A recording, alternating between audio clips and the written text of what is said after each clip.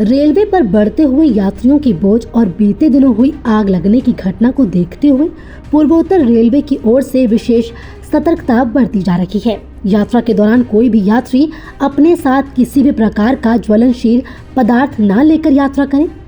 अपने साथ साथ आसपास के लोगों की सुरक्षा पर भी ध्यान रखें।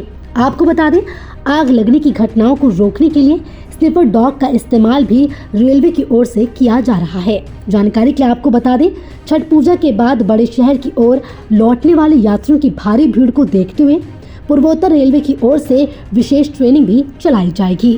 वहीं पूर्वोत्तर रेलवे के बलिया, छपरा, सिवान जैसे स्टेशनों पर गाड़ियों की मॉनिटरिंग के लिए एक अलग नियंत्रण कक्ष भी बनाया गया है। हर बड़े स्टेशन और छोटे स्टेशन पर पब्लिक एड्रेस सिस्टम के जरिए लोगों को सुरक्षा के बिंदुओं पर लगातार सूचित किया जाएगा, ताकि किसी भी प्रकार की घटना न होने पाए।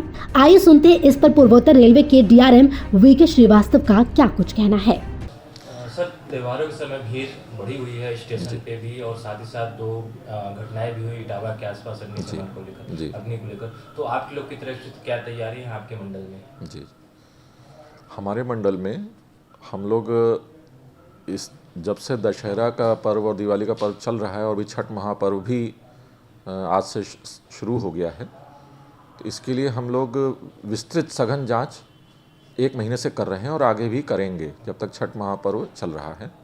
इस जांच के दौरान हम स्निफर डॉग से सामान को चेक करते हैं। कहीं कोई पटाखा, ज्वलनशील पदार्थ, गैस का सिलेंडर, सिगरेट, बीड़ी, तंबाकू इत्यादि जो प्रतिबंधित पदार्थ हैं, इसको कोई यदि लेके चलता है, या जांच में हम ये भी देखते हैं कि कोई कोच में कोई पानी तो गर्म नहीं कर रहा, जो बिजली के सॉकेट्स मोबाइल चार्जिंग के लिए दिए उनको तो कोई दुरुपयोग तो नहीं कर रहा।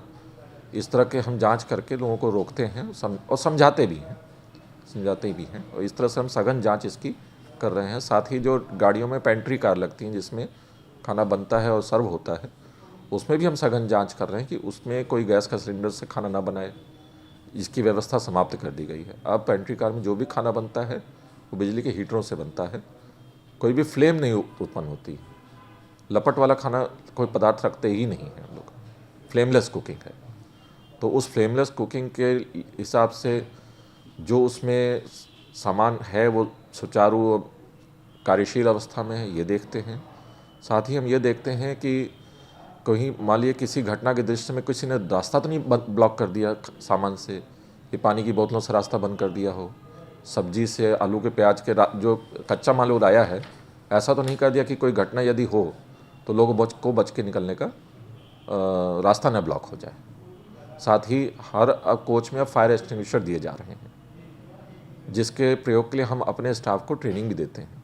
जो हमारे रनिंग स्टाफ हैं, ट्रैवलिंग टिकट इंस्पेक्टर्स हैं, RPF के स्टाफ भी जो ट्रेन में एस्कॉर्ट करते हैं, उनको ट्रेनिंग हमने दे के रखी है कि इमरजेंसी पड़ने पे अगर फायर एक्सटिंग्विशर यूज़ करने की आवश्यकता पड़े तो उसको प्रयोग कर सके। तो उसकी भी फायर एक्सटिंग्विशर प्रोवाइड कर दिए गए हैं, उसको प्रयोग करने की हमने ट्रेनिंग दी हुई है।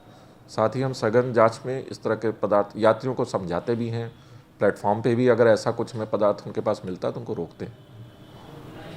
सर, आने वाले समय में वाराणसी यूपी बिहार के बहुत सारे जिलों से लगता है, तो त्यौहार के बाद लोग वापस होंगे, तो क्या उसमें कोई स्पेशल ट्रेनें हैं या फिर नहीं भी हैं, तो व्यवस्थाएं किस तरह से लोग क्राउड मैनेजमेंट के लिए? नहीं, उसमें निश्चित रूप से हमने स्पेशल ट्रेनों की व्यवस्था की है और स्पेशल ट्रेनें हमने 2 तरह से की है। जो लंबी दूरी की ट्रेनें हैं, जो दिल्ली, बम्बई, कलकत्ता, वहाँ से हमारे जो इस क्षेत्र के हमारे भाई हैं उनको वापस सकुशल और सुरक्षित और संरक्षित रूप से भेजने के लिए विस्तृत रूप से स्पेशल ट्रेनें चलाई गई हैं, जिसकी समय सारणी भी आपको उपलब्ध करा देंगे और मीडिया समाचार पत्रों के माध्यम से हमने सर्कुलेट भी करी है, जिससे कि लोगों को समय रहते पता चल जाए, उन ट्रेनों का सदुपयोग हो सके।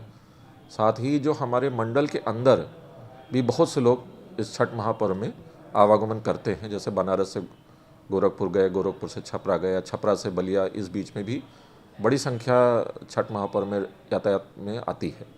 उनके लिए भी हमने विशेष अपनी स्पेशल ट्रेनें छपरा से बनारस या छपरा से बनारस होते हुए प्रयागराज, रामबाग, छपरा से गोरखपुर में हमने चलाई हैं। उनकी समय सारणी भी हमने पब्लिश करी। आग लग की 2 घटनाएं हुई हैं, तो आपकी तरफ से स्टेशन पे कोई PAS के सिस्टम से जो जर्नी करने वाले यात्री हैं उनको कोई एड्रेस वगैरह किया जा रहा है? हाँ बिल्कुल, हम लोग जो हमारा अनाउंसमेंट सिस्टम है उसके माध्यम से हम बार बार मतलब थोड़ी थोड़ी देर में अनाउंस कर रहे हैं, यात्रियों से अनुरोध भी कर रहे हैं, अपील कर रहे हैं कि ऐसा कोई भी पदार्थ जैसे सिगरेट, बीड़ी, छोटा गैस सिलेंडर, पटाखे, पेट्रोल, केरोसिन, कोई भी ऐसा पदार्थ ना लेके चलें जिससे कि कभी न कभी आग पकड़ने की संभावना बन सकती है। और न केवल ऐसा उनकी सुरक्षा के लिए खतरनाक हो सकता है, बल्कि औरों को भी असुरक्षित स्थिति में डाल सकता है। फिलहाल के लिए इस वीडियो में इतना ही। वीडियो पर आपकी क्या राय है? अपनी राय हमें कमेंट कर ज़रूर बताएं। इसी तरह की खबरों के लिए देखते रहें सहारा समय डिजिटल।